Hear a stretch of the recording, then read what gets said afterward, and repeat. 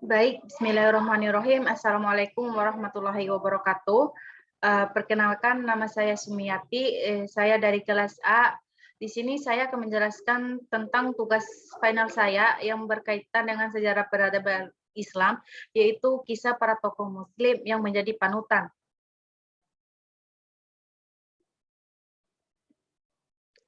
Langsung saja, di sini saya akan menjelaskan tokoh pertama, yaitu Umar bin Khattab, di mana Umar bin Khattab ini tokoh yang menjadi panutan kita pada masa Khulafaur Rasyidin. Umar bin Khattab merupakan sahabat Rasulullah Shallallahu Alaihi Wasallam yang dikenal karena ketangkasan dan keberaniannya. Ia selalu menyertai sang Rasul dalam misi menyebarkan agama Islam, bahkan memintanya untuk berdakwah secara terang-terangan. Nah, di sini mengutip dari buku Kisah Hidup Umar bin Khattab tulisan Mustafa Murad 2007, Nabi Muhammad memberinya julukan Al-Faruq atau Sang Pembeda karena ia dapat membedakan yang benar dan yang batil. Ada pula kalangan yang berpendapat gelar ini memiliki makna penjaga Rasulullah. Dalam hadis At-Tirmizi, Umar merupakan salah satu sahabat yang dijamin masuk surga. Ia juga khalifah kedua umat Islam setelah Abu Bakar As-Siddiq. Nah, adapun kehidupan Umar bin Khattab sebelum masuk Islam, yaitu yang pertama, Mustafa Murad 2007 tanggal 17 menulis Umar lahir dari keluarga terpandang di suku Quraisy. Ayahnya Khattab merupakan komandan pasukan, sedangkan sang kakek Nufail merupakan tokoh Quraisy yang terhormat.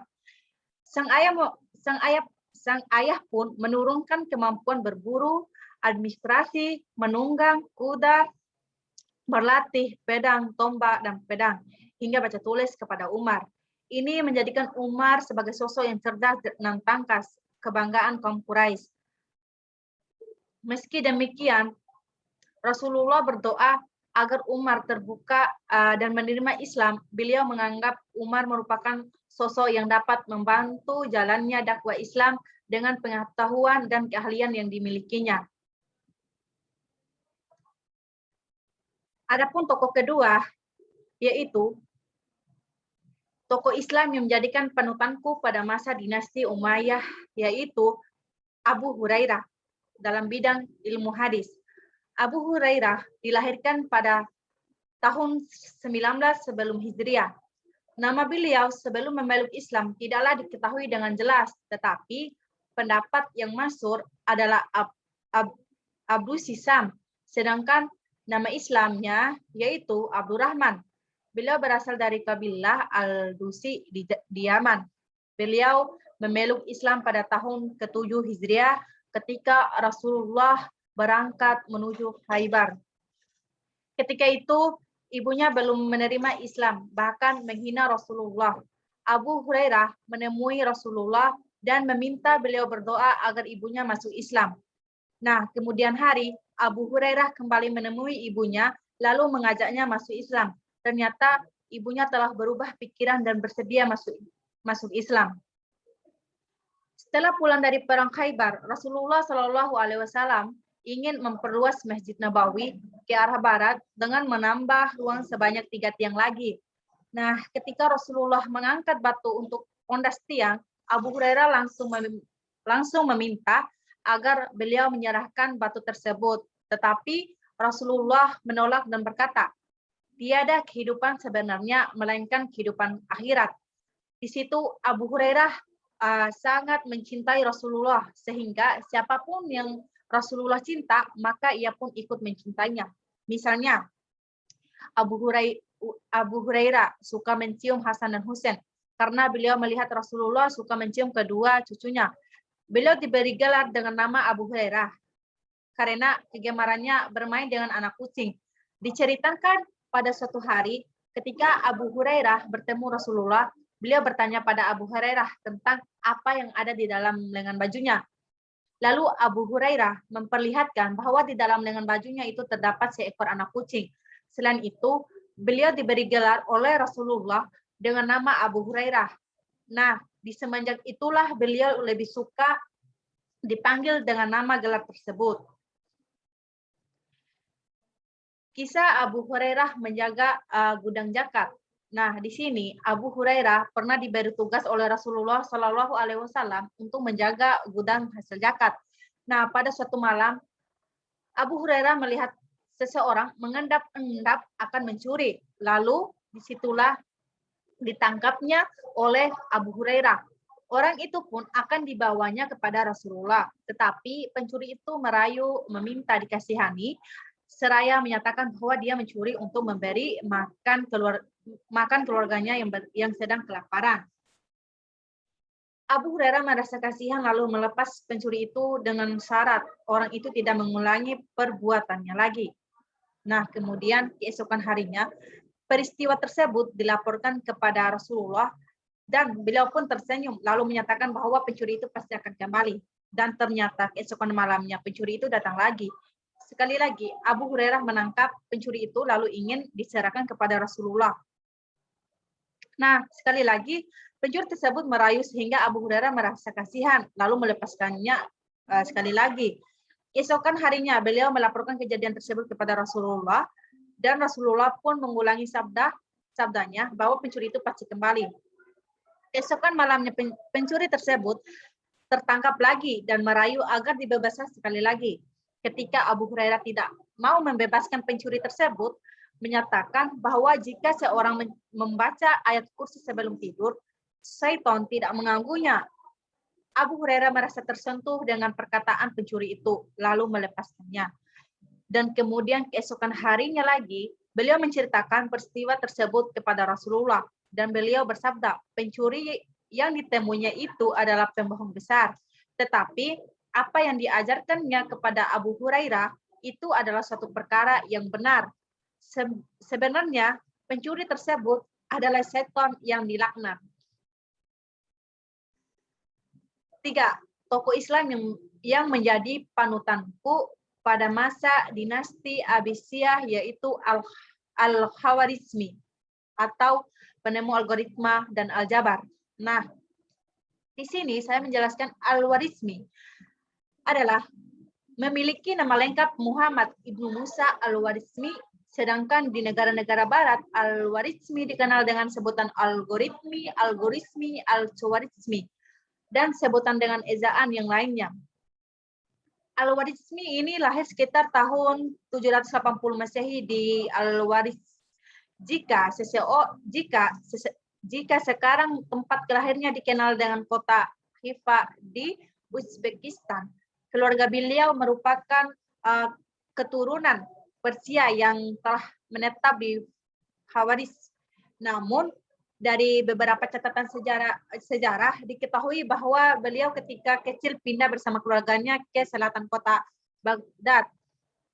Sehingga disinilah beliau meniti karirnya sebagai seorang matematikawan. Karya pertama beliau dipublikasikan dalam buku Al-Jabar atau Alkitab Al-Mustasar fi Hisab Al-Jabar Al-Mukabbalah.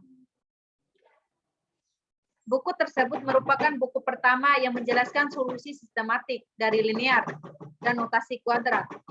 Berkat karya tersebut, beliau dijuluki sebagai Bapak Al-Jabar. Hasil pemikiran beliau dalam buku Al-Jabar dianggap sebagai revolusi besar dalam bidang matematika. Beliau berhasil mengintegrasikan konsep-konsep geometri dari matematika Yunani kuno ke dalam konsep matematika yang baru. Karya keduanya yaitu buku Diksit Algoritmi yang membahas tentang aritmatika. Dan yang karya ketiganya yaitu buku Rekonstruksi Planeterium yang membahas tentang kenampakan bumi. Dan karya keempatnya yaitu buku Astronomi. Karya kelimanya yaitu tentang petunjuk penanggalan kalender Yahudi. Dia juga menulis 2 buku tentang penggunaan dan perakitan astrolab. Al-Warizmi banyak memberikan pengaruh terhadap perkembangan ilmu pengetahuan dunia. Di antaranya sebagai berikut. Yang pertama, menemukan konsep aljabar yang kita kenal sekarang melalui buku Aljabar yang berisi mengenai persamaan linier dan kuadrat. Orang yang pertama menjelaskan dan mempopulerkan kembali penggunaan angka nol, serta mengenalkan sistem notasi desimal dan tanda pengalian dua. Dan terakhir, memperkenalkan tanda negatif pada bilangan. Dari kisah hidup Al-Warismi tersebut, kita dapat belajar dan menjadikan panutan tentang satu hal penting, yaitu karya. Melalui karya tersebutlah kita bisa diingat dan dikenal untuk bisa membuat karya-karya tentunya. Kita harus memiliki kemampuan dan kemampuan merupakan buah dari proses belajar. Oleh karena itu, kita bisa berkeinginan membuat karya-karya dalam bentuk program atau dalam bidang IT. Sebaiknya kita kembangkan kemampuan yang kita punya dengan belajar ngoding dengan baik dan bersungguh-sungguh. Tentunya kita mengambil hikmah setelah membaca dan mendengarkan tentang tokoh Islam penemu algoritma yang kita pelajari dalam jurusan kita sendiri, yaitu sistem informasi. Yang keempat, tokoh Islam yang menjadi panutanku pada masa SPI di Spanyol, yaitu Ibnu Rushd, atau filsuf Muslim yang cerdas dan menguasai banyak ilmu. Ibnu Rushd dalam bahasa Arab, Ibnu Rushd, dan dalam bahasa Latin, Averroes adalah seorang filsuf dari Spanyol atau Andalusia yang merupakan seseorang ilmuwan Muslim yang cerdas dan menguasai banyak bidang ilmu, seperti ilmu Al-Quran, fisika, kedokteran, biologi, filsafat, dan astronomi. Sebuah genus tumbuhan yaitu Averroa diberi nama berdasarkan nama Ibnu Rushd setelah dilatinisasi atau Averroes salah satu buah yang berasal dari namanya, misalnya belimbing.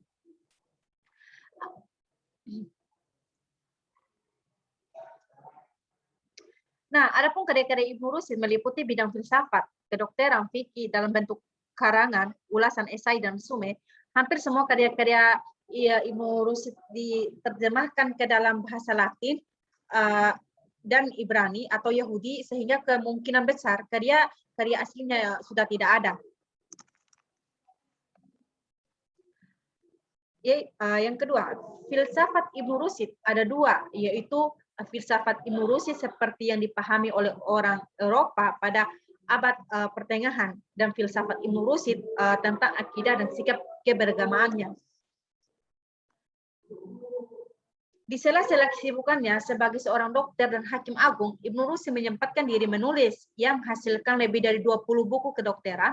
Salah satunya adalah Al-Kuliah fi Al-Tib, yang kemudian diterjemahkan dalam bahasa Latin. Buku yang merupakan ikhtisar kedokteran yang terlengkap pada zamannya ini diterbitkan di Padua pada tahun 1255. Ibnu Rushd juga seorang ahli filsafat dan cerdas. Pada masa itu, buku-buku Aristoteles yang diterbitkan masih sangat sedikit dan sulit dipahami. Menyadari hal itu, Ibnu Rushd tergerak untuk mengoleksi buku terjemahan karya Aristoteles tersebut, bahkan melengkapinya. Ibnu Rushd juga menerjemahkan dan melengkapi sejumlah karya pemikir Yunani lain, seperti Plato yang mempunyai pengaruh selama berabad-abad.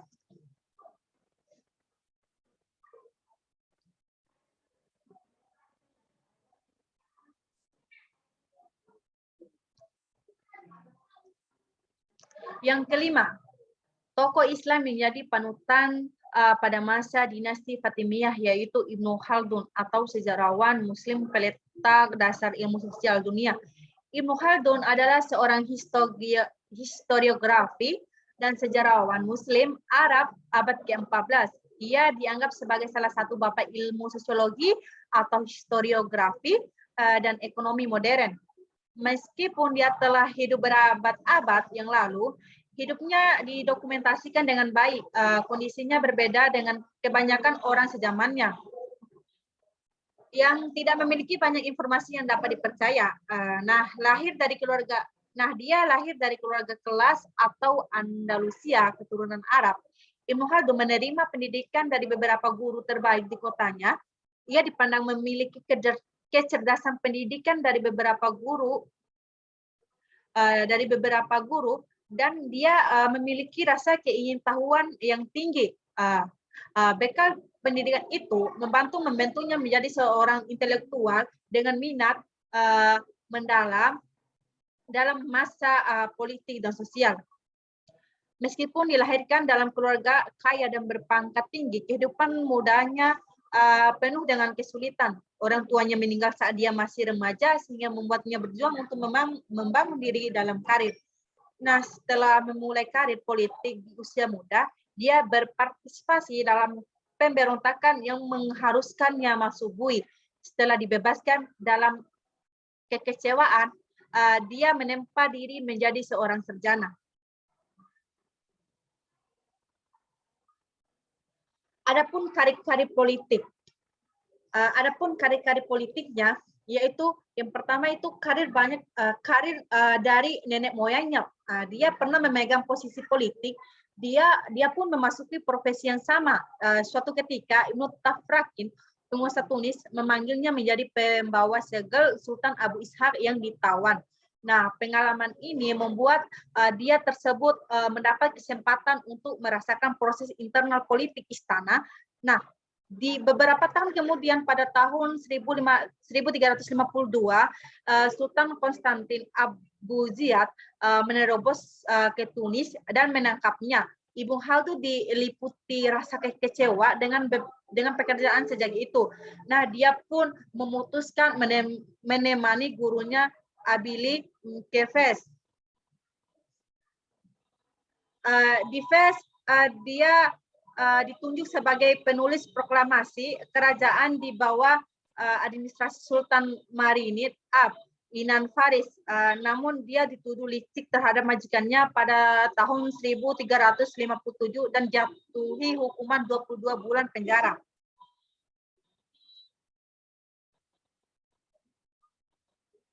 Nah, adapun berkarya hingga akhir, dia itu berkarya hingga akhir dan akhirnya ketika berusia 32 tahun, Ibnu Khaldun pergi ke Bougie, Sultan Hafsid.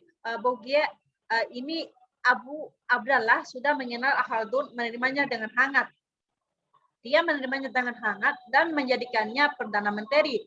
Nah, sebelumnya keduanya pernah menghabiskan waktu di penjara bersama sebelumnya mereka berdua pernah menghabiskan waktunya di penjara secara bersama.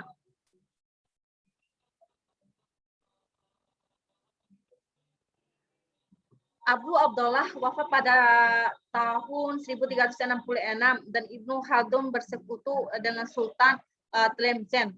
Abu al-Abbas, namun beberapa tahun kemudian Sultan dikalahkan oleh Abu Faris Abdul Aziz yang merebut tahta dan menjebloskan Khaldun ke dalam penjara. Setelah dibebaskan dari penjara, ia memasuki lembaga keagamaan dan terlibat dalam kegiatan skolastik.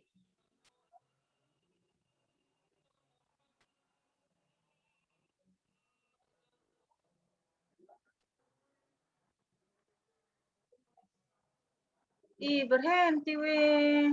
10 menit. Hah? 10 menit. Tidak masuk ku anu ku kasih berhenti memang ini. Mantap. 10 menit.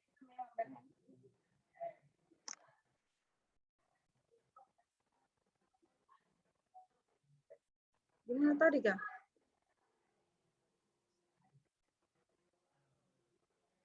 Tidak, bukan di sini.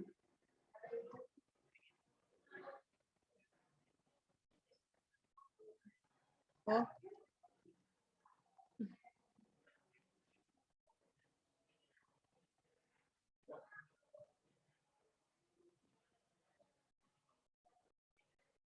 Oke, di sini.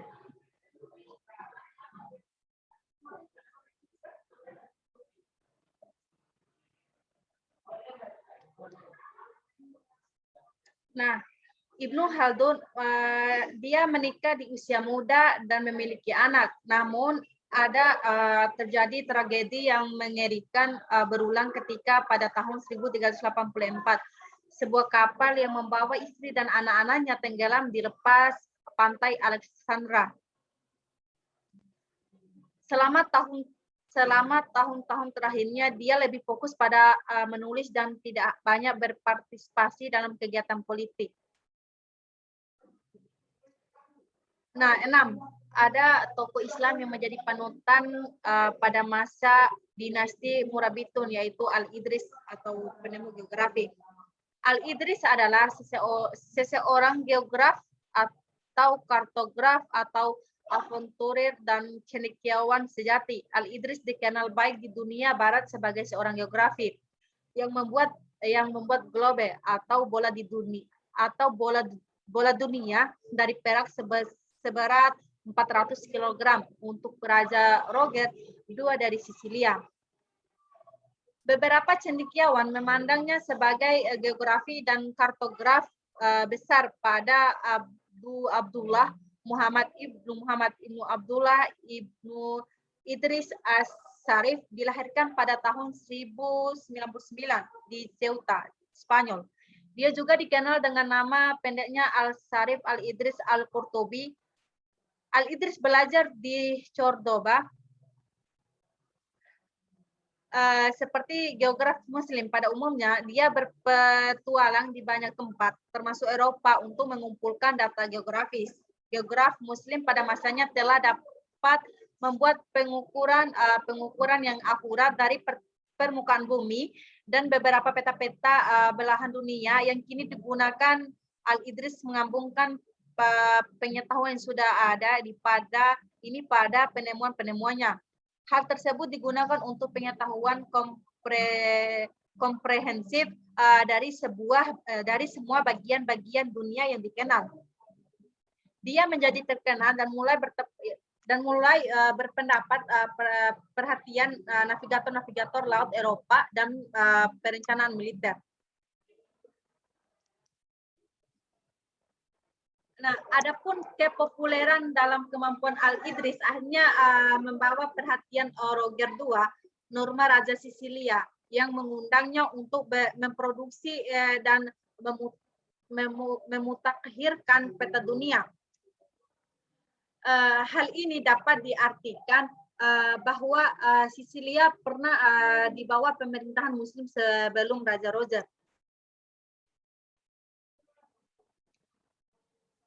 Di mana Muslim bekerja bebas untuk perhubungan ke Eropa melalui Latin Barat. Nah, Al-Idris membuat pola perak yang artinya yang beratnya diperkirakan 400 kg dan padanya tergambar dengan tepat 7 konten dengan rute perdagangan, danau dan sungai, kota-kota besar dan daratan maupun pegunung-gunungan.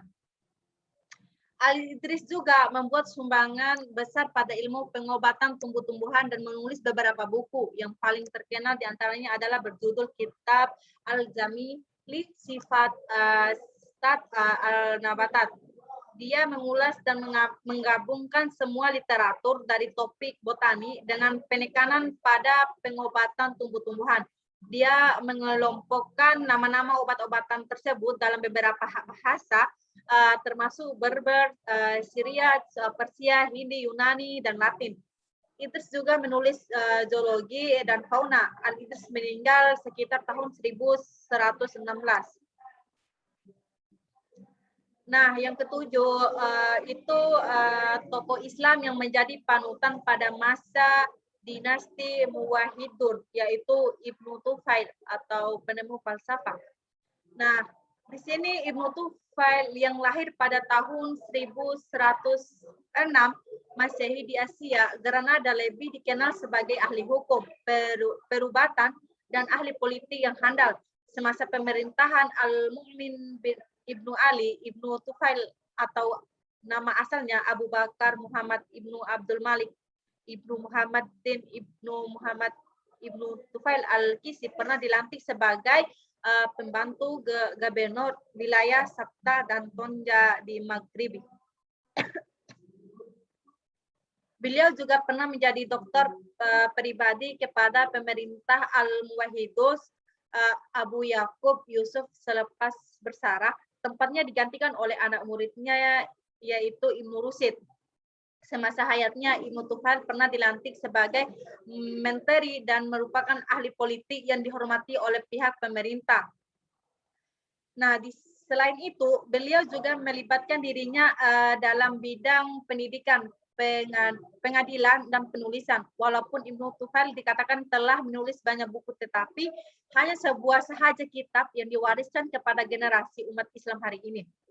Kitab itu ialah Hai Ibnu Yaqzan yang memuatkan pandangannya secara umum dengan gaya bahasa yang menarik dan imajinasi yang indah. Buku ini dianggap sebagai warisan paling unik yang ditinggalkan oleh seseorang ahli falsafah Islam. Buku ini kemudian diterjemahkan ke dalam berbagai bahasa dunia yang menarik dalam buku itu.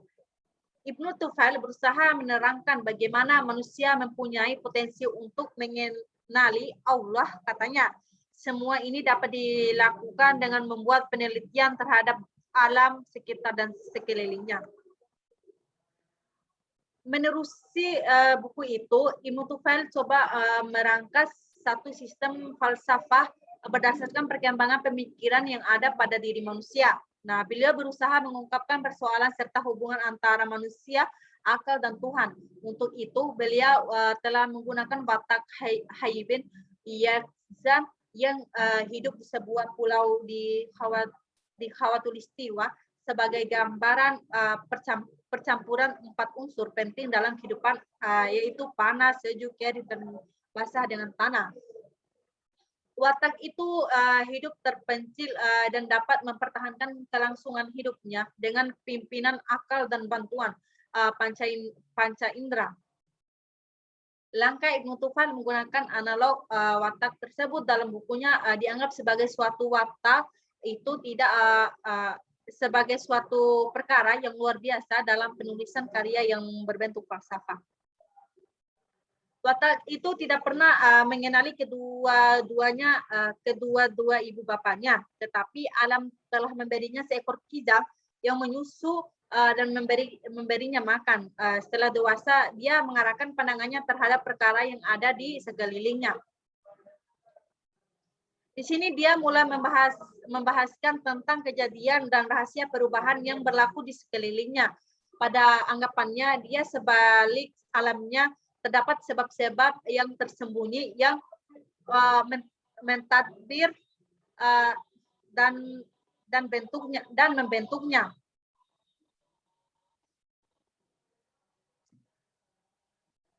Hai bin Yaqzan selalu membahas dan menganalisa sesuatu perkara sehingga dia mampu mengetahui bahwa kebahagiaan dan kesengsaraan manusia itu tergantung kepada hubungannya dengan Allah. Dengan watak Hai itu, Ibnu Tufail berjaya membuat huraian yang menarik sekaligus membantu kita memahami pemikiran falsafahnya. Buku itu juga mengandung pengamatan Ibnu Tufail mengenai ilmu metafisik, matematik, fisik, dan sebagainya. Ibnu Tufail melihat alam ini sebagai baru dan ditadbir oleh Tuhan yang satu dan berkuasa penuh. Dalam diri manusia pula terdapat roh yang menjadi sumber dan asas kehidupan mereka di muka bumi ini. Falsafah Ibnu Tufail bukan sekedar menyentuh perkara yang berkaitan dengan metafisik, tetapi juga sains tabi seperti fisik. Ibnu Tufail mendapati bahwa lapisan udara yang tinggi lebih sejuk dan nipis daripada lapisan yang rendah. Hal ini sebabkan kepanasan berlaku di permukaan bumi, bukannya di ruang dan lapisan udara.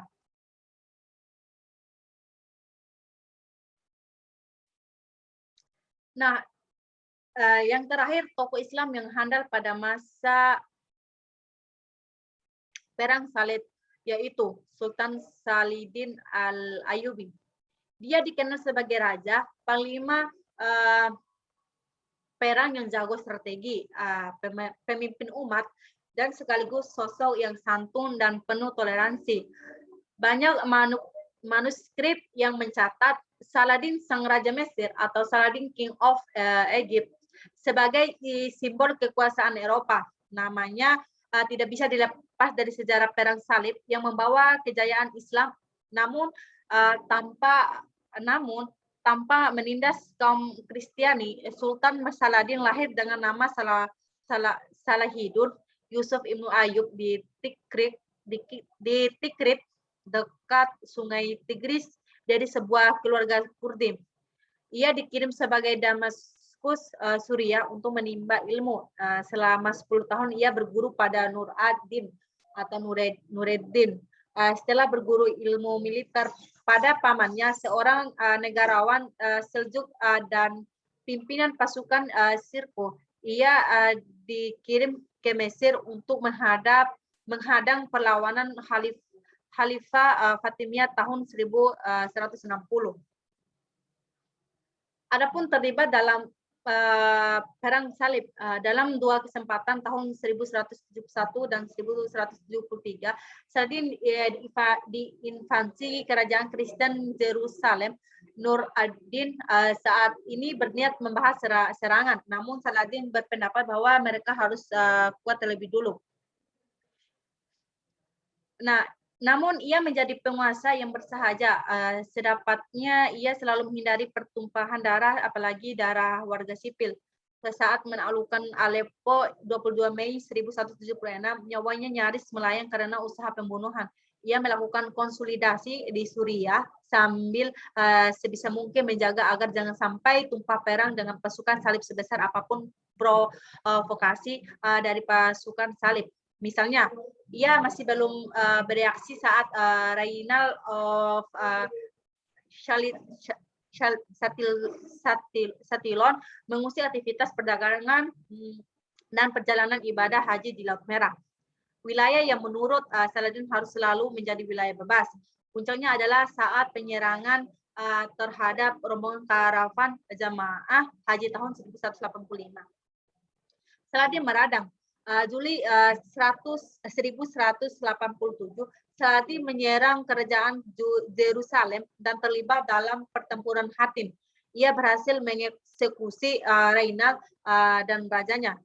Guy of Lusignan, dia kembali ke Yerusalem 2 Oktober 1187, 88 tahun setelah kaum salib berkuasa. Berbagai medan pertempuran dilaluinya. Dengan satu pesan yang sama kepada pasukannya, minimalkan pertumpahan darah, jangan melukai wanita dan anak-anak. Perang Salib III menelan biaya yang tak sedikit dari kubu Kristen. Inggris mengucurkan dana bantuan yang dikenal dengan istilah Saladin Tithe atau zakat melawan Saladin.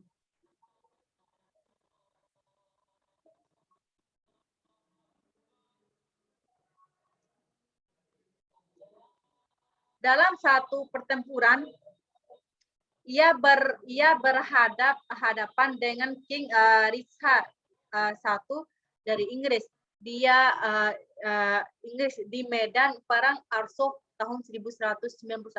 Di luar perkiraan kedua pasukan Saladin dan King Richard ini saling berjabat tangan dan menghormati satu sama lain. Bahkan saat tahun pimpinan pasukan musuhannya itu sakit, Saladin menawarkan bantuan seorang dokter terbaik yang dimiliki Damaskus. Begitu juga saat tahun Richard kehilangan kuda tunggangannya. Ia memberi 2 ekor sebagai gantinya. Di medan itu kedua sepakat berdamai. Bahkan adik Richard dinikahkan dengan saudara Saladin. Tak lama setelah kepergian Richard, Saladin wafat pada tahun 1193 di Damaskus. Saat kota penyimpanan harta Saladin dibuka, ahli warisnya tidak menemukan cukup uang untuk membiayai pemakamannya. Ia selalu mendermakan hartanya kepada kaum yang membutuhkannya. Kini makamnya menjadi salah satu tempat tujuan wisata utama di Suriah. Nama Saladin harum di seantero dunia hingga kini. Bukan hanya kalangan Muslim, kalangan non-Muslim juga sangat menghormatinya. Satu yang dicatat dalam buku-buku sejarah, ketika pasukan salib menyembelih semua muslimin yang ditemui saat mereka menaklukkan Yerusalem, Saladin memberikan amnesti dan kebebasan bagi kaum Katolik Roma begitu ia menaklukkan. Baik, mungkin itu saja pembahasan saya tentang final sejarah peradaban Islam yang berkaitan dengan tokoh-tokoh. Jika ada kekurangan, saya mohon maaf. Billahi taufik wal hidayah. Wassalamualaikum warahmatullahi wabarakatuh.